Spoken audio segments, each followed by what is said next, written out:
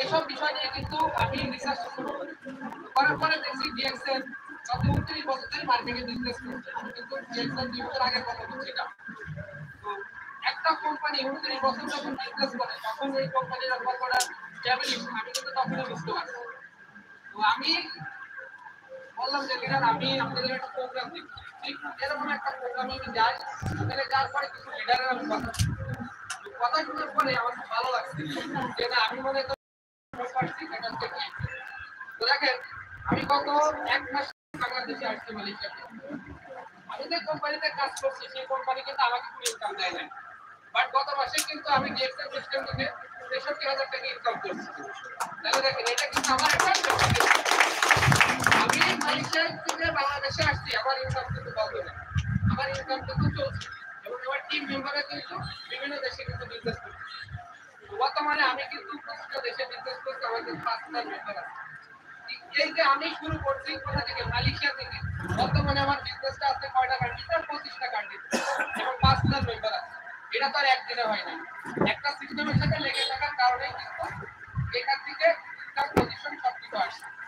তাই আমি সকলের কাছে রিকোয়েস্ট করবো যারা এখানে আসছেন আপনারা একটা বিলিভ করেন যে ডিএক্সএল রিয়েল একটা প্ল্যাটফর্ম এখানে হারানোর কিছু নাই। আজকে আপনি হয়তো ২৭০ টাকার বিনিময়ে এই জায়গায় আসছেন, একদিন দেখবেন আপনার জন্য হাজার মানুষ কিন্তু এই জায়গায় আসবে। তাই সিদ্ধান্ত নিয়ে শুরু করেন ইনশাল্লাহ আপনারা চেষ্টা বলে দিতে পারবেন।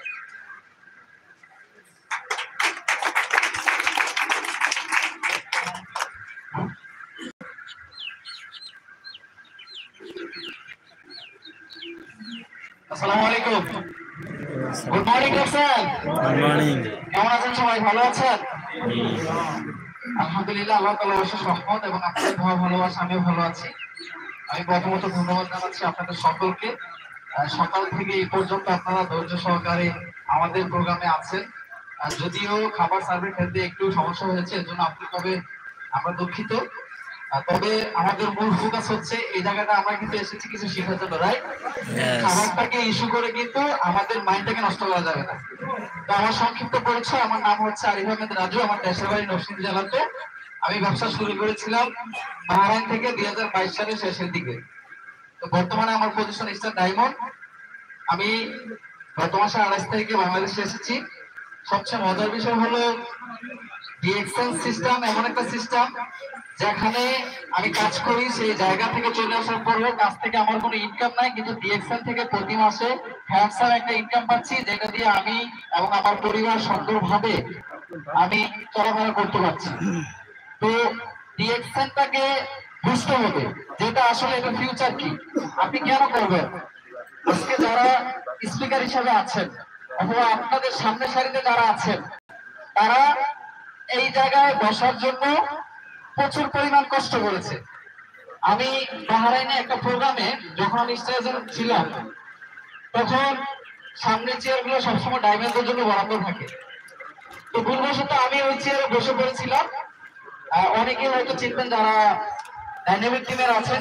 ডাইনামিক টিমের অন্যতম লিডার মাইনুদ্দিন খোকন স্যার বাহরাইনে অবস্থান করেছিলেন।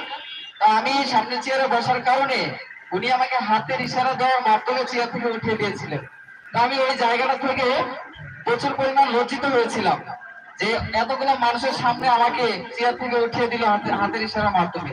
তাৎক্ষণিক আমার আপলাইন সরকার জামাল স্যার উনি বিষয়টা বুঝতে পারেন এবং আমাকে বললেন ব্যাপার না, উনি আমাকে বোঝানোর চেষ্টা করলেন যেহেতু আপলাইন সবসময় চেষ্টা করেন অনলাইনকে কিভাবে খুশি রাখা যায়, উনি আমাকে সান্ত্বনা দেওয়ার চেষ্টা করলেন। তো আমি তাৎক্ষণিক ওইখানে ২ মিনিট দাঁড়িয়ে ছিলাম এবং সেই জায়গাটা থেকে বেরিয়ে আসি। বেরিয়ে আসার পরে আমি আমার ফেসবুক ওয়াল থেকে একটা স্ট্যাটাস দিয়েছি এবং আমার ডায়েরিতে আমি লিখেছিলাম যে ডিএক্সএল থেকে আমার ১ টাকা কোনো ইনকামের প্রয়োজন নাই। ডিএক্সএল থেকে আমার যদি কোনো পরিচিত বা কোনো কিছু দরকার নাই, শুধু আমার একটা জিনিসের দরকার, সেটা হচ্ছে ডায়মন্ড পজিশন। আর এই ডায়মন্ড পজিশন আমি ১ বছরের মধ্যে, আমি যদি টেস্ট দিয়েছিলাম তারপর থেকে ১ বছরের মধ্যে ডায়মন্ড হয়ে আমি মাইনুদ্দিন খোকন স্যারকে মেসেজ করেছিলাম যে আপনার একটা হাতের ইশারার কারণে আমি নতুন করে সিদ্ধান্ত নিতে পেরেছিলাম যে আমাকে এনিহাউ ডাকবে।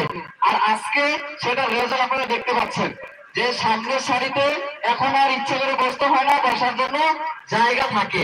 তো আলহামদুলিল্লাহ, আমি আপনাদেরকে লাস্ট একটা কথা বলতে চাই যেহেতু অনেক সময় হয়েছে, আজকে যারা স্পিকার হিসেবে আছেন আমাদের